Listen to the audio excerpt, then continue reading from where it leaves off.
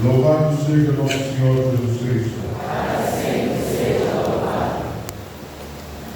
Meus caros, antes de prosseguirmos na meditação acerca do mistério dos santos, de todos os santos que celebramos, precisamos fazer dois exercícios intelectuais.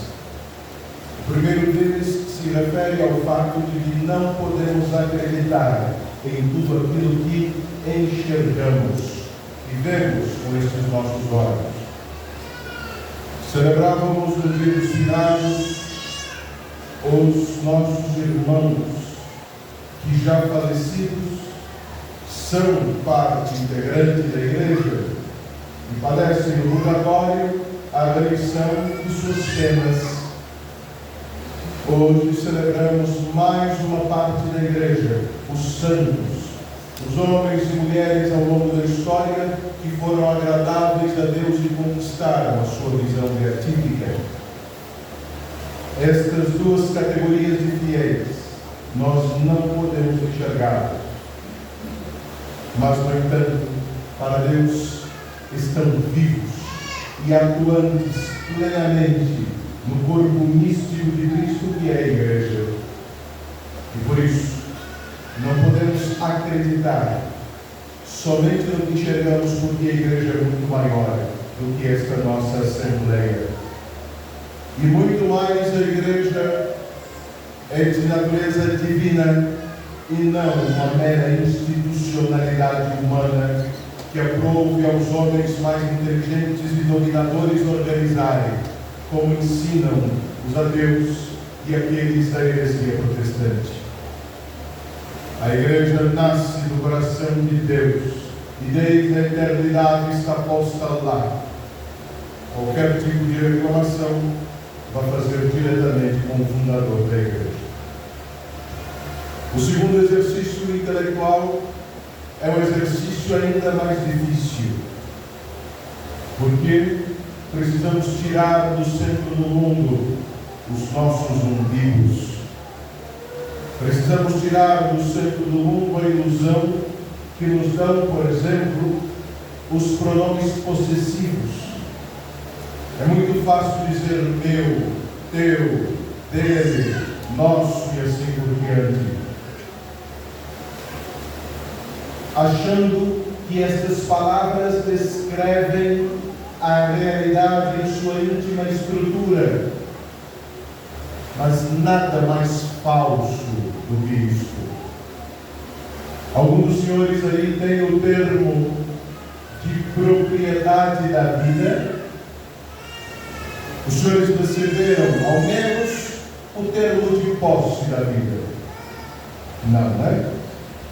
Os senhores sabem me dizer como é que estão aqui nesta igreja nesta manhã?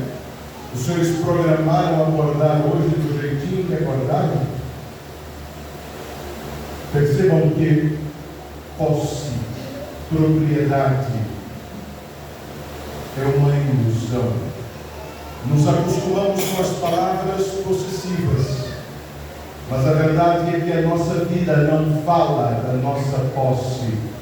A nossa vida fala muito mais que ela é uma gratuidade, um dom, um presente, do que propriamente um bem adquirido a modo de propriedade. Portanto, a partir deste patamar de raciocínio, podemos finalmente nos defrontar com a ideia do que é ser santo e qual é o mistério da santidade em sua essência. Já que a vida não fala de nós, já que a vida não se mostra a nós como uma propriedade, um bem conquistado, mas sim um dom, tudo na vida está falando do seu autor, do verdadeiro proprietário da vida. Tudo fala de Deus, não fala do eu, não fala do meu umbigo. E nesse sentido, somos logo colocados diante de um mistério. Viver de verdade não é existir segundo as nossas conveniências, segundo os nossos patamares de perfeição. definição, segundo a nossa mentalidade, viver de verdade é existir qualitativamente superior à lógica do Criador da vida, à lógica do possuidor da vida.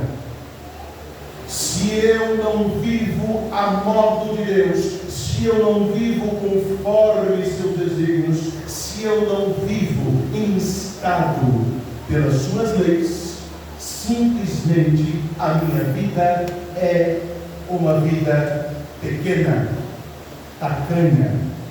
É uma vida em que podemos dizer sem sombra de dúvidas,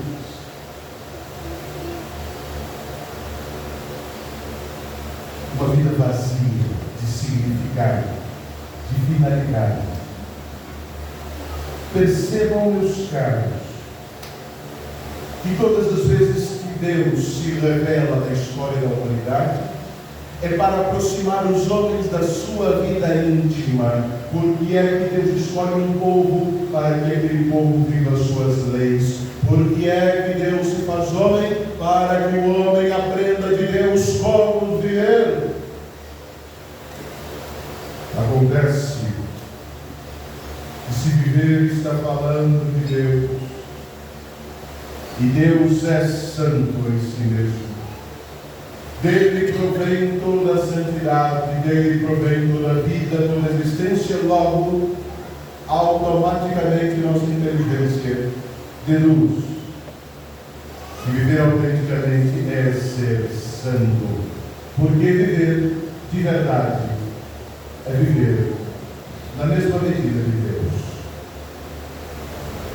Acontece que se nós entendermos isso, logo compreendemos que santidade não está se referindo a algo excepcional, a algo especial. Santidade está se referindo ao modo ordinário de ser cristão. Não é possível ser cristão e não ser santo ao mesmo tempo. Tudo o que se faz na história da salvação, acabo de dizer, é para que o homem se alinhe à vida íntima de Deus. Tudo o que se faz na igreja é para nos fazer santos. Por que raios os senhores trazem as crianças para serem batizadas? Porque querem uma foto naqueles álbuns bregas ridículos de antigamente? Graças a Deus não se imprimem mais fotos. Ao menos alguma coisa boa a gente tinha que produzir neste mundo. Mas aí o que fizeram? Acabaram com o álbum de fotografia e inventaram o chá revelação. A preguiça não conhece limites. Por que é que os senhores se casam? Por que é que os senhores comungam? Por que é que os senhores ouvem a pregação da palavra de Deus, se isso tudo não for orientado para a santificação de nossas almas? Não faria sentido algum. O escritor francês Léon Bloy diz-nos uma frase paradigmática: a única tristeza que existe na vida é a de não ser santo. Evidentemente o filósofo está falando da tristeza por antonomasia, uma tristeza autêntica que não passa. Aquelas outras tristezas todas são relativas. Estou triste porque não peguei aquela vaga de emprego. Você vai ficar triste por uma semana, um mês. Logo vai ter que arrumar outra vaga ou continuar na mesma para trazer o pão para dentro de casa. Queria ter me casado com aquela moça belíssima. Não tem problema, você não se casou com ela. Brevemente vai se acomodar ao fato de que se casou com uma menos bonita, mas que é a mulher que você precisa amar. Todas as tristezas são passageiras. Todas as tristezas são relativas. Mas, segundo o filósofo, existe uma que é absoluta: não ser santo. Por que diz isto? Porque ser santo é o projeto de Deus para a nossa existência. Ser santo é o sonho de Deus para cada um de nós. Ao não sermos santos, estamos frustrando os planos de Deus. Ao não sermos santos, estamos estragando o seu projeto. Não nos tornarmos a pessoa que Deus sonhou que nós seríamos, isto é triste de verdade.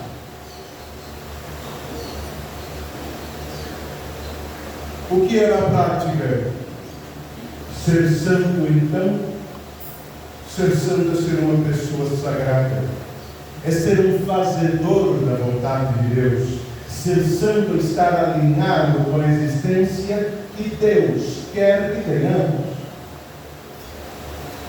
Mas fazedores da vontade de Deus, qual seria a vontade de Deus? É a pergunta que se impõe imediatamente. Ora, meus caros, a segunda leitura, São João nos diz com todas as letras: caríssimos, desde já somos filhos de Deus, mas nem sequer revelou o que seremos. Sabemos que quando Jesus se manifestar, seremos semelhantes a Ele. Este é o projeto. Ser semelhantes a Jesus. Esta é a vontade de Deus. Viver à medida de Jesus. Viver, portanto, no amor. Meus caros, pensem. O próprio São João, em sua carta, define: Deus é amor. Portanto, Ele só pode fazer o quê? Amor. Ele só pode ser o quê? Amor. E qual seria então a sua vontade? O amor. Ser santo, meus caros, é deixar-se habitualmente guiar por este único projeto de vida, por esta única preocupação, por esta única dinâmica. Ser à semelhança, ser ao modo de Deus. Somente a partir desta concepção nós seremos capazes de entender o que é santidade. Porque se formos rasteiros, nós vamos olhar, por exemplo, para o São Francisco de Assis, um São Francisco de Sales, um São João Bosco, um São Padre Pio, uma Santa Teresa d'Ávila, uma Santa Rita de Cássia. E eu pergunto aos senhores: os senhores conseguem imitar estes homens e mulheres? Se ser santo é ser como a medida deles, então isto é um projeto fracassado. Ninguém pode ser santo. Afinal de contas, os senhores são capazes de renunciar até a roupa do corpo, como fez São Francisco de Assis. Os senhores brigam pelos lugares que vão sentar na igreja, avaliem renunciar à própria roupa. Seremos incapazes desta santidade rasteira, feita à medida de comparação. Mas o santo não é aquele que imita o São Francisco, a Santa Rita e todos os outros santos. Porque os santos estiveram pouco preocupados em dar satisfações aos outros homens e mulheres. Qual era a única preocupação dos santos? Deus e seu amor. E, portanto, todos os santos são diferentes. Todos os santos expressam uma faceta da santidade única de Deus. Então não interessa se você é ou não parecido com São Francisco de Assis. Isto é fruto meramente da tua vaidade, que quer se sentir um santarrão. Ser santo de verdade é agir como Deus age, independentemente de nossas particularidades, de nosso tempo e de nossas características. Somente assim somos capazes de dar o próximo passo nesta nossa meditação. Porque somente assim vamos entender o porquê que a igreja nos faz meditar o texto das bem-aventuranças. Nosso Senhor faz um programa de vida, um programa de santidade no alto do seu discurso da montanha, quando nos descreve o que é ser bem-aventurado. Em primeiro lugar, lembre-se, bem-aventurado é sinônimo de felicidade, beatus em latim. Bone, venture, é ter felicidade, sucesso, boa sorte. Nosso Senhor diz: felizes os misericordiosos, felizes os puros, felizes os aflitos. O Senhor está nos ensinando caminhos de felicidade, caminhos de santidade. Diz-nos o Evangelho: bem-aventurados os misericordiosos. Você quer ser feliz? Seja misericordioso. Você quer ser santo? Seja misericordioso. Por quê? No Antigo Testamento, ao descrever a Deus, dizia que Deus tinha entranhas de misericórdia. O ser de Deus e ser misericordioso são sinônimos.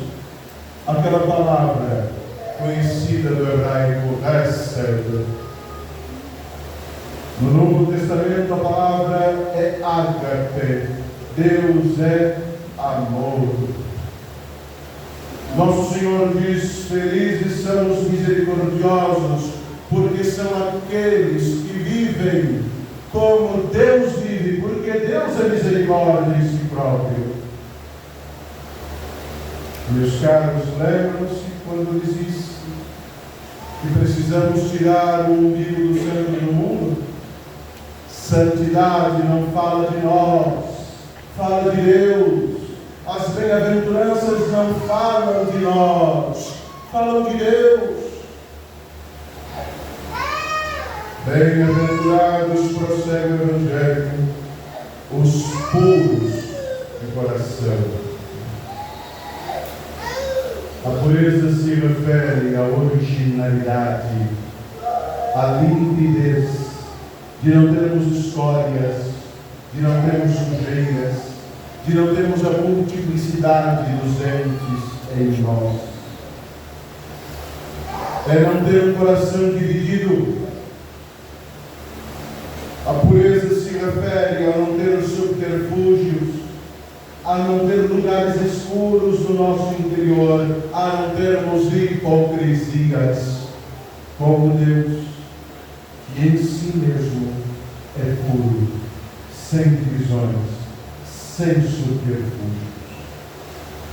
O filósofo Søren Kierkegaard, ao definir o santo, dizia exatamente isso, mas com palavras mais simples. O santo é aquele homem cuja vida se trata somente de uma coisa. O santo não está preocupado com a sua autoimagem. O santo não está preocupado em agradar alhures.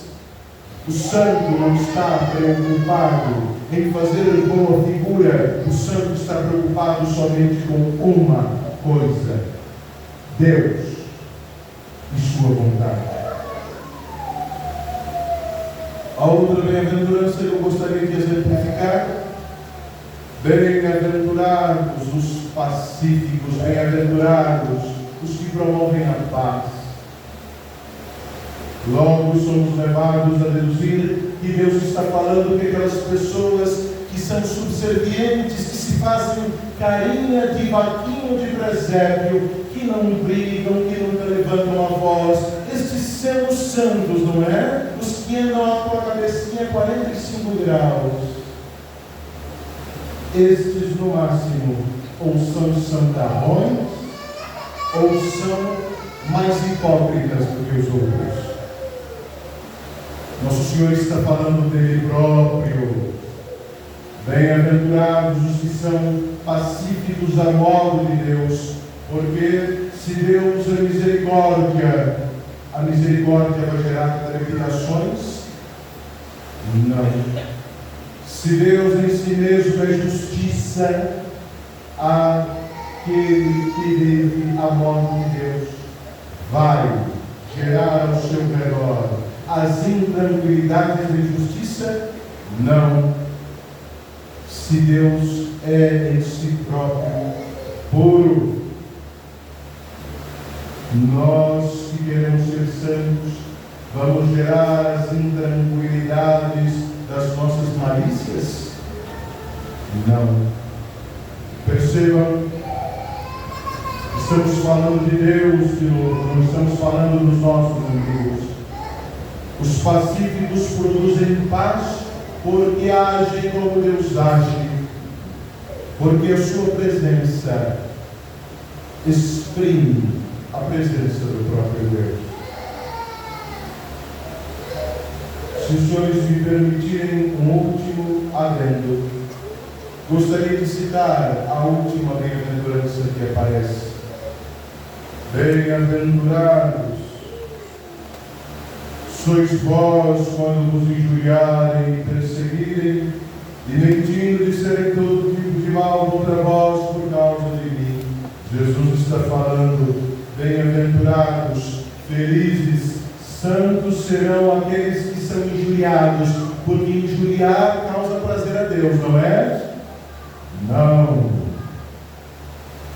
O Senhor está dizendo, vocês serão felizes, vocês serão santos, se o critério de vocês não for agradar o mundo, agradar o outro. Vamos exemplificar para ficar claro. Todos os cristãos sabem qual é esta bem-aventurança. Quando, por exemplo, uma mulher, percebendo que ela é sagrada, que ela é a imagem de Deus, se recusa a andar por aí com vestes indecentes. Quando uma mulher não anda com o seu decote no umbigo, mostrando as suas vergonhas e achando que está arrasando, não é? A mulher que não anda por aí mostrando a polpinha da bunda no seu short ou na sua saia, não tem por critério a moda, não tem por critério a sensualidade, não tem por critério agradar o mundo. E as mulheres vão saber muito bem, aquelas mulheres que não são imorais, claro, que se ela se comporta com decência, se ela não se rende a estes modismos, as outras mulheres vão olhar para ela e chamá-la de piata, chamá-la de retrógrada e desprezá-la. Por isso Jesus diz, bem-aventurados aqueles que são aflitos, que são perseguidos por causa da justiça, aqueles que são injuriados. É melhor você ser chamada de beata neste mundo do que ser chamada de legal, bonita e gostosona pelos capetas do inferno. Sabe desta bem-aventurança um pai de família, que lá no seu trabalho, no grupo do WhatsApp, quando vê chegar as pornografias e as imagens sensuais, o que faz? Deleta aquele grupo, bloqueia, nunca mais volta naquele grupo. Os seus colegas de trabalho vão te chamar de legal? Vão te chamar de homem forte? De homem honrado? Claro que não. Vão te chamar de maricas e outras coisas. Mas não interessa a opinião do grupo. Interessa que aquele homem renunciou aos prazeres morais para preservar a sua pureza e para não trair a sua família. É melhor ser chamado de maricas neste mundo do que ser chamado de machão pelos capetas do inferno. Meus caros, celebrar a solenidade de Todos os Santos é celebrar a vida de tantos que viveram segundo o critério de Deus e não segundo os critérios particularíssimos de nossas conveniências. A santidade não é algo excepcional, é o único projeto de Cristo. Se eu não sou empenhado na minha santidade, se não sou empenhado em transformar o meu modo de agir, de ser e de desejar, nem cristão eu sou.